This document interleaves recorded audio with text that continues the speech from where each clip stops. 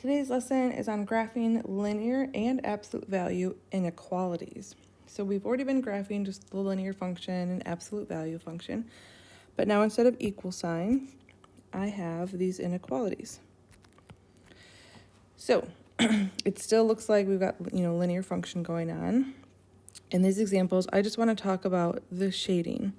So less than or equal to. Because there's a line underneath, it makes it so that we have a solid line. And then if you look at where we do not have a line underneath, it's a dotted line.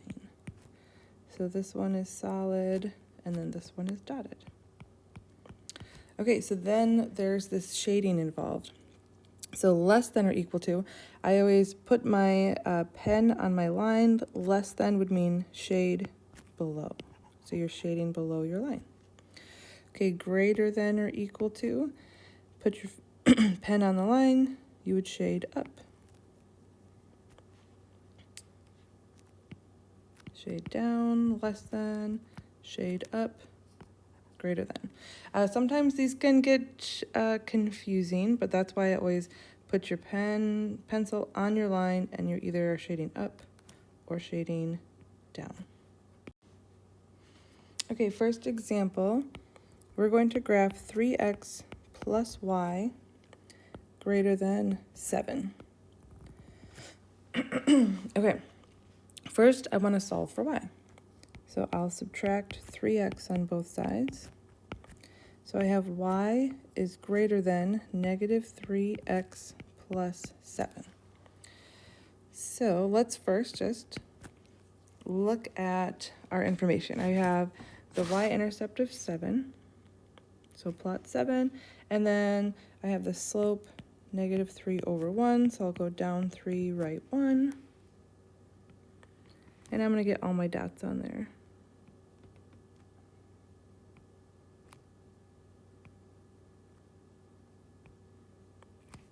Okay, so once I have all my dots, I can get one more up here. I have to decide, is it a solid line or dotted line? So because it's just greater than and not greater than or equal to, I have to keep this a dotted line, dashed line.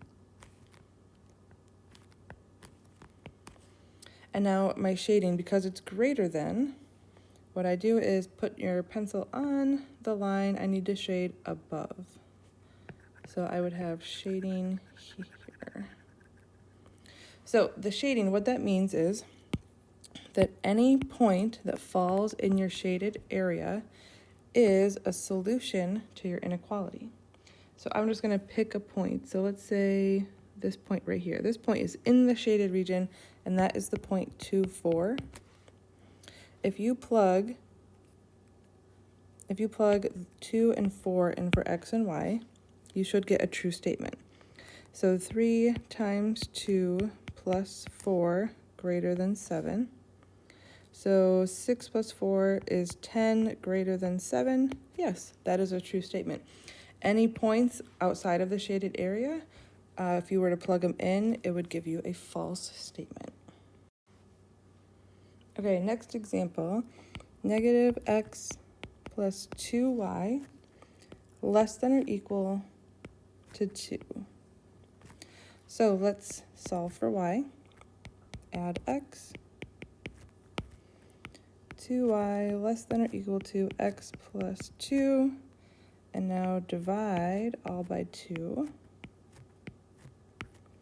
So y is less than or equal to 1/2 x plus 1.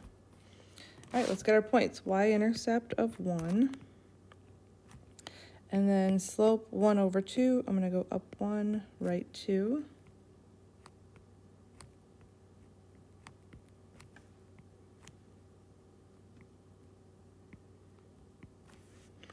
Okay, less than or equal to, that line underneath means solid line. And now we have to do the shading. So less than or equal to, pencil on the line, less than would be below. So shade below.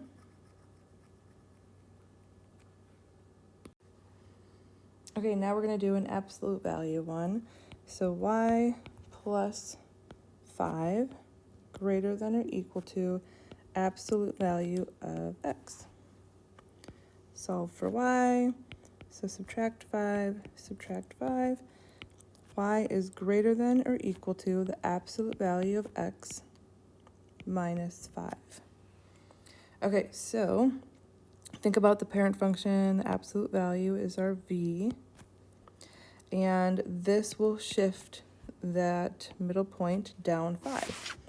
So I'm going to go down 5, and then absolute value of x, my slope is still just up 1 over 1 in both directions.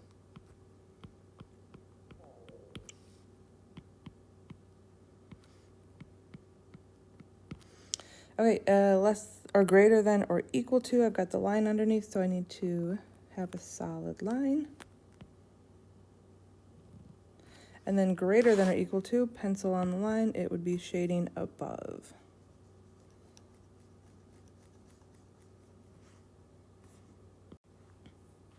Okay, here's our last example. Y minus 3 is less than the absolute value of x plus 4. Solve for y, so let's add 3 and add 3. Y is less than absolute value of x plus 4, and then plus 3 at the end.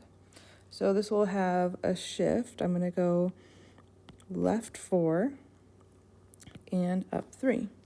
So that middle point, left 4, up 3. And the slope is still just up 1 over 1 in both directions to make my v. Okay, so now I've got less than, it has to be a dotted line.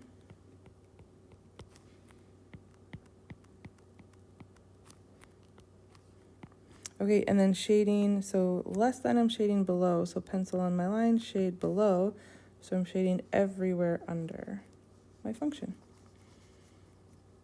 And there is your full video on graphing linear and absolute value inequalities. Good luck with your lesson.